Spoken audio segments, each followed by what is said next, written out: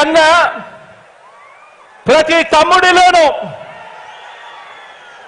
ప్రతి సోదరుడిలోనూ, ప్రతి స్నేహితుడిలోనూ, ప్రతి అవ్వలోనూ, ప్రతి తాతలోనూ, మీ అందరిలోనూ, ప్రతి ఒక్కరిలోనూ నాకు కురుక్షేత్ర యుద్ధానికి సిద్ధమైన పాండవ సైన్యం సేనాధిపతులు ఇక్కడే కనిపిస్తా ఉన్నారు. ఈ వేదికలో నుంచి ఇక్కడే చూస్తా ఉంటే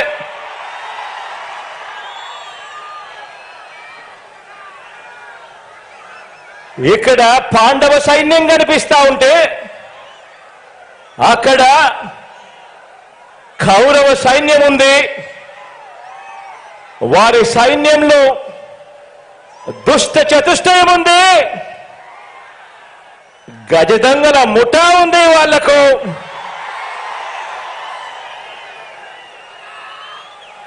వారి వ్యూహాలలో, వారి కుట్రల్లో, వారి కుతంత్రాలలో, మోసపూరిత వాగ్దానాల్లో వెన్నుపోట్లు, పొత్తులు, ఎత్తులు, జిత్తుల పద్మవ్యూహం కనిపిస్తా ఉంది అక్కడ.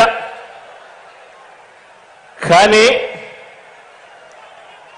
పద్మవ్యూహంలో చిక్కుకొని వారి బాణాలకు బలైపోవడానికి ఇక్కడ ఉన్నది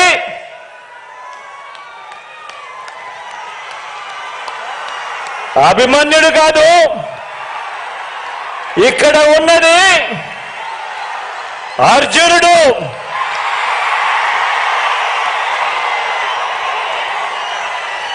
ఆ అర్జునుడికి తోడు ప్రజలు, దేవుడి దయ,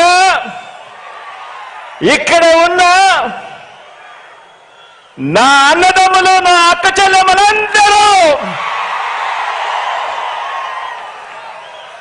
ఇంతమంది కార్యకర్తలు, ఇంతమంది అన్నదమ్ములు, ఇంతమంది తోడు కృష్ణుడి రూపేణ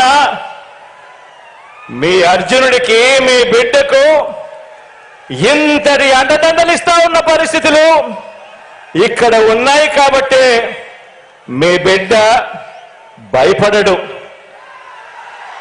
మీ బిడ్డ తునకడు. మీ బిడ్డకు మీ అందరి అండదండలు ఉన్నంత కాలం, ఈ 56 నెలల్లో మనము పేద ప్రజల మీద ప్రేమతో, బాధ్యతతో అమలు చేస్తా ఉన్న ఆ పథకాలు, ఆ స్కీములే మనకు బాణాలు, మనకు వస్త్రాలు. ఈ యుద్ధంలో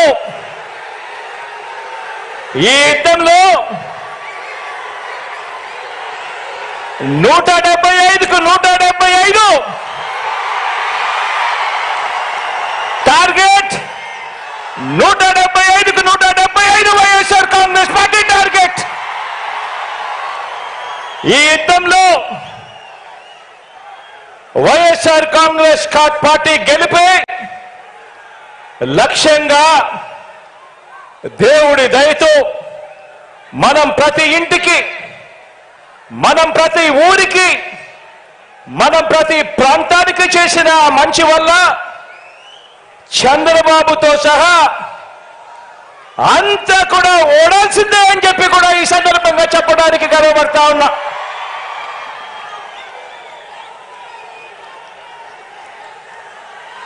మనకు అంతటి గొప్ప విజయాన్ని అందించే అంశాలేమిటో మీ అందరితో కూడా పంచుకునేందుకు ఇక్కడ ఈ భీముని పట్నంలో ఈరోజు సమావేశమయ్యాం. ఇక్కడ అందరం కూడా ఈ సమావేశం 2024 ఎన్నికల్లో మన పార్టీ జైత్ర యాత్రకు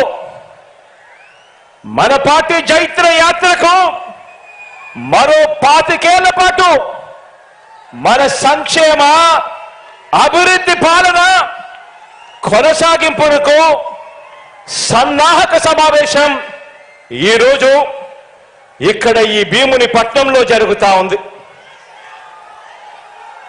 ఈ సమావేశం మన పార్టీని భుజాన మోస్తా ఉన్న కార్యకర్తలు, లీడర్లు, అభిమానులకు, ఆత్మీయులకు మరింత ఆత్మవిశ్వాసం నింపే సమావేశం ఈరోజు ఈ భీముని పట్నంలో జరుగుతా ఉంది. ఈ సమావేశం మేనిఫెస్టో ద్వారా మనం ఇచ్చిన ప్రతి మాట అధికారంలోకి వచ్చిన తరువాత త్రికరణ శుద్ధితో ఆ మేనిఫెస్టోలో చెప్పిన ప్రతి మాటను నెరవేరుస్తూ ఆ మేనిఫెస్టోను ఒక బైబిల్గా, ఆ మేనిఫెస్టోను ఒక భగవద్గీతగా, ఆ మేనిఫెస్టోను ఒక ఖురాన్గా భావిస్తూ ఏకంగా 99% హామీలను నెరవేర్చిన పార్టీగా మీతో నా ఆలోచనలను పంచుకునేందుకే ఈ సమావేశం. గతంలో ఎప్పుడైనా కూడా గమనిస్తే ఎన్నికలకు ముందు పార్టీలు మేనిఫెస్టో అని చెప్పి, ఎన్నికల ప్రణాళిక అని చెప్పి రిలీజ్ చేస్తాయి. ఎన్నికలు అయిపోయిన తర్వాత చెత్తబుట్టలో వేస్తా ఉన్న సాంప్రదాయాన్ని మనం చూసాం. మొట్టమొదటిసారిగా నేను చెప్తా ఉన్నా, మీ బిడ్డ ప్రభుత్వం దాన్ని మార్చింది అని చెప్పి.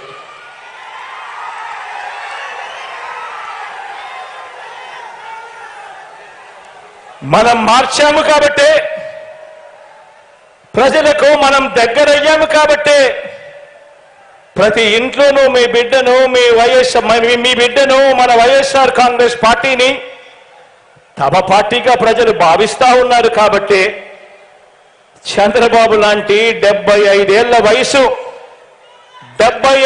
వయసు మళ్ళిన నాయకుడు, ఆ చంద్రబాబు నాయుడు గారు ఒంటరిగా పోటీ చేసే ధైర్యం లేక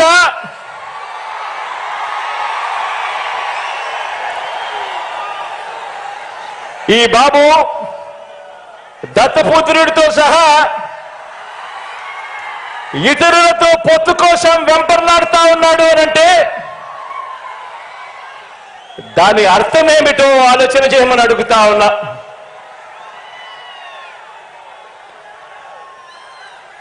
ఈ చంద్రబాబుకు తాను ఫలానా మంచి పని చేశానని కానీ, తాను ఫలానా మంచి స్కీమును తెచ్చానని కానీ చెప్పలేక మళ్ళీ కొత్త వాగ్దానాలతో గారడీ చేయాలని చూస్తున్నాడు అని అంటే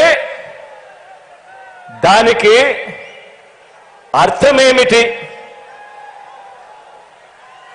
దానికి అర్థమేమిటో తెలుసా? దానికి అర్థం ప్రజల్లో వారు లేరు అని. దానికి అర్థం వాళ్ళు ప్రజల్లో లేరని, చివరికి 2019లో వచ్చినన్ని ఆ 23 స్థానాలు కూడా వాళ్లకు రావని,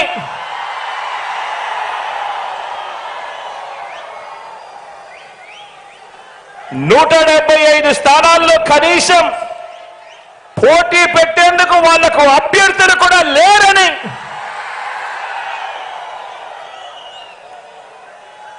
మరో వంక